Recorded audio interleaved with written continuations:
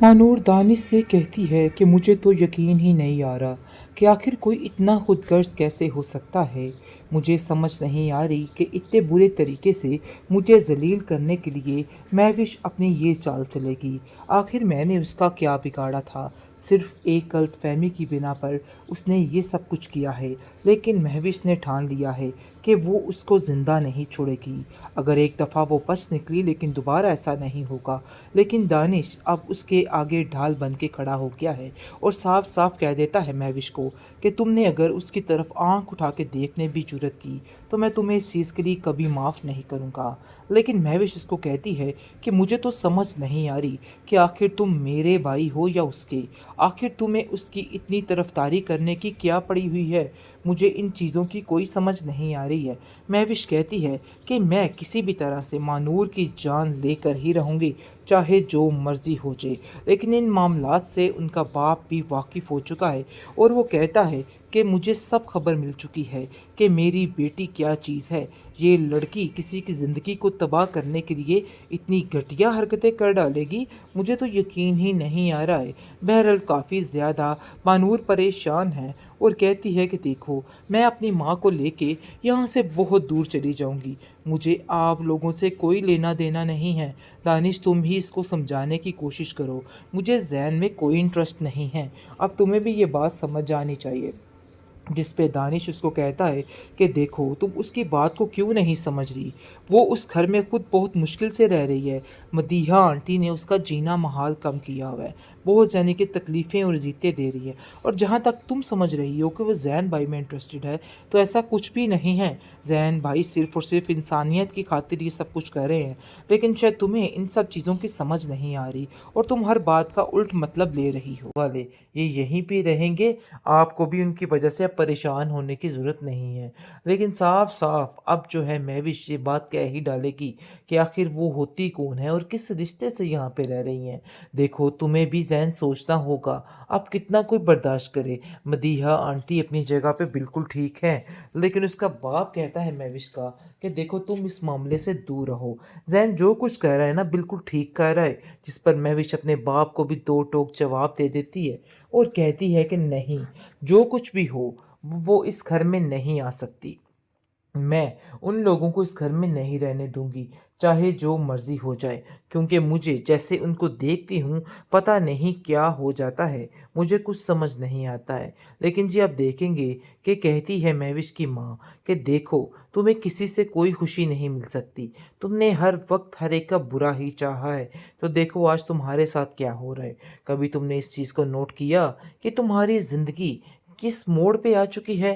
तुम्हारे साथ क्या होने वाला है? ज़ैन तुम्हारे बारे में क्या-क्या बातें सोच रहा है और मुझे नहीं लगता है कि वो तुम्हारे साथ मज़ीद रिश्ता निभाएगा, क्योंकि उसको खुद नहीं पता है कि आखिर किस किस्म की चंडालन से उसका पाला पड़ा है। जब उसके सामने तुम्हारी हकीकत खुलेगी तो फिर जाकर उसको अंदाज़ा होगा। जिस पर वो कहती है महविश कि मुझे आपकी बातों से कोई लेना-देना नहीं है और ना ही मैं आपकी किसी बात को सुनने वाली हूँ। बस ये ही फ़ाइनल है कि अब मैं उस लड़की को वहाँ पे नहीं रहने दूँगी।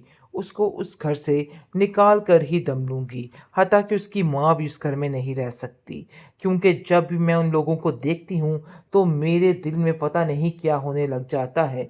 लेकिन जी, आप देखेंगे कि उसका बाप उसको इस चीज़ के लिए साफ मना कर देता है और वो कहता है कि अगर तुमने कुछ भी करने की कोशिश की, तो मुझे मजबूर ना करो कि मैं ज़ैन से खुद तुम्हारे बारे में कोई भी बात कह दूँ। कहानी में असल ट्विस्ट अब आया है नाज़रीन, जैसा कि आप देखेंगे कि दानिश को बहुत ज़्यादा तकलीफ़ है और वो साफ-साफ मानूर से कहता है कि तुम्हें परेशान होने की कोई ज़रूरत नहीं है। मैं उन लोगों को सज़ा दिलवा के रहूँगा जिसने ये सब कुछ किया। असल में वो अपने बाप से भी डर चुका है कि आखिर उसको जब ये हकीकत पता चलेगी कि मैं महविश के साथ इन सब चीज़ों में शामिल था, तो वो उसका क्या हश्र करेगा। लेकिन कहीं न कहीं फिर भी इंसानियत उसके दिल में जाग चुकी। लेकिन एक महविश ही है जिसको अपने किए पे बिल्कुल भी पछतावा नहीं है। उसको ऐसा ऐसा लग रहा है कि जैसे उसने कोई बहुत बड़ा मार्का मारा है और बहुत बड़ा कोई नेकी का काम किया है। मतलब ये है कि उसको बिल्कुल किसी चीज़ का कोई एहसास नहीं हो रहा, लेकिन उसका एहसास दिलाने के लिए दानिश अब मैदान में आ चुका है और कहता है कि तुम्हें शर्म आनी चाहिए। आगे से आप देखेंगे कि वो कहती है कि शर्म की बात तुम कैसे कर रहे हो? तुम भी तो कल तक उस लड़की की जिदो-जान से यानी कि उसके खिलाफ प्रोपेगेंडे कर रहे थे, पता नहीं क्या-क्या करने की कोशिश कर रहे थे। आज अचानक से क्या हो गया ये सब कुछ? लेकिन जी ये बात का पता ही नहीं उसके बाप को कि आखिर क्या-क्या हुआ है इस मानूर बेचारी के साथ और किसने किया है। जब उसको ये पता चलेगा तो वो उसको एक पल के लिए भी नहीं छोड़ेगा और इन दोनों का वो हश्र होगा कि लोग याद रखेंगे। साफ-साफ महविश कहती है दानिश से कि देखो तुम्हें अपनी ज़ुबान को बंद रखना होगा, वरना ऐसा ना हो कि अगर तुमने कुछ उगला तो मैं सारा कुछ तुम्हारे ऊपर ही डाल दूँ और फिर तुम बिल्कुल खाली हाथ रह जाओगे और तुम्हारे हाथ कुछ भी नहीं आएगा।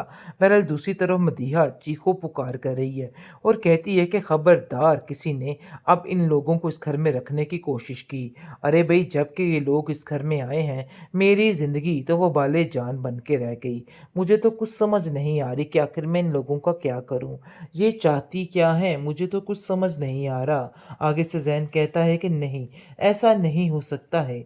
ये कहीं भी नहीं जाने वाले, ये यहीं पे रहेंगे, आपको भी उनकी वजह से अब परेशान होने की ज़रूरत नहीं है। लेकिन साफ-साफ अब जो है महविश ये बात कह ही डालेगी कि आखिर वो होती कौन है और किस रिश्ते से यहाँ पे रह रही हैं। देखो तुम्हें भी ज़हन सोचना होगा, अब कितना कोई बर्दाश्त करे। मदीहा आंटी अपनी जगह पे बिल्कुल ठीक है, लेकिन उसका बाप कहता है महविश का कि देखो तुम इस मामले से दूर रहो। ज़ैन जो कुछ कह रहा है ना बिल्कुल ठीक कह रहा है, जिस पर महविश अपने बाप को भी दो टोक जवाब दे देती है और कहती है कि नहीं, जो कुछ भी हो, वो इस घर में नहीं आ सकती।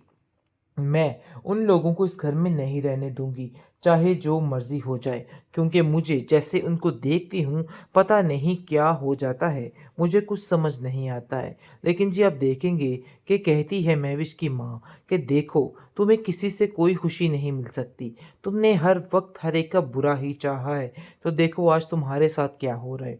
कभी तुमने इस चीज़ को नोट किया कि तुम्हारी ज़िंदगी किस मोड़ पे आ चुकी है? तुम्हारे साथ क्या होने वाला है? ज़ैन तुम्हारे बारे में क्या-क्या बातें सोच रहा है और मुझे नहीं लगता है कि वो तुम्हारे साथ मज़ीद रिश्ता निभाएगा, क्योंकि उसको खुद नहीं पता है कि आखिर किस किस्म की चंडालन से उसका पाला पड़ा है। जब उसके सामने तुम्हारी हकीकत खुलेगी, तो फिर जाकर उसको अंदाज़ा होगा, जिस पर वो कहती है महविश कि मुझे आपकी बातों से कोई लेना-देना नहीं है और ना ही मैं आपकी किसी बात को सुनने वाली हूँ। बस ये ही फ़ाइनल है कि अब मैं उस लड़की को वहाँ पे नहीं रहने दूँगी, उसको उस घर से निकाल कर ही दम लूँगी, हत्ता कि उसकी माँ भी उस घर में नहीं रह सकती। क्योंकि जब भी मैं उन लोगों को देखती हूँ, तो मेरे दिल में पता नहीं क्या होने लग जाता है। लेकिन जी आप देखेंगे कि उसका बाप उसको इस चीज़ के लिए साफ मना कर देता है और वो कहता है कि अगर तुमने कुछ भी करने की कोशिश की, तो मुझे मजबूर ना करो कि मैं ज़ैन से खुद तुम्हारे बारे में कोई भी बात कह दूँ।